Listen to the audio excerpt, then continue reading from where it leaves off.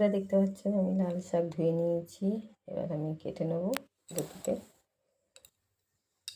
দেখতে পাচ্ছ আমার শাক কাটা হয়ে গেছে। এবার কড়াই গরম হয়ে গেছে, বাদামটা দিয়ে দিচ্ছি। বাদামটা একটু হালকা ভেজে নেব তেল ছাড়া।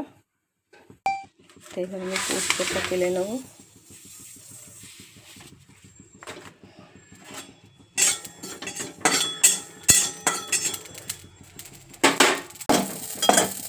তেল গরম হয়ে গেছে, দিয়ে দিচ্ছি শুকনো লঙ্কা আর রসুন ফোড়ন, দিয়ে দিচ্ছি হাফ চামচ কালো জিরে।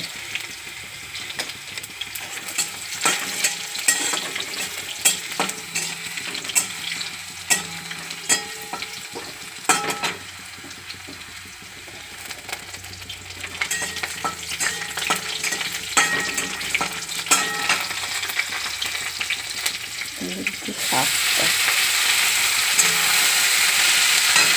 নুন, দিয়ে দিচ্ছি একটু হলুদ। আর বন্ধুরা আমি যাই রান্না করি না কেন তোমাদের কাছে যতটা পারি আমি শেয়ার করি। বন্ধুরা দিয়ে দিচ্ছি আমি বাদামটা।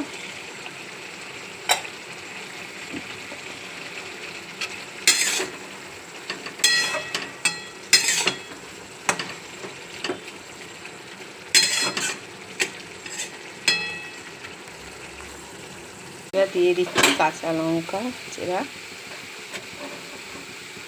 আর চিনি দিয়ে দিচ্ছি একটু।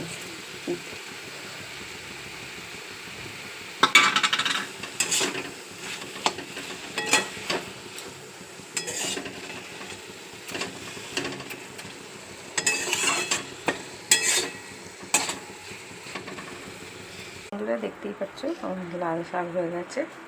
পোস্ত আর বাদাম দিয়ে রসুন দিয়েছি ওর মধ্যে, কালো জিরে। রেসিপিটা যদি ভালো লাগে লাইক কমেন্ট শেয়ার ফলো করে দিও।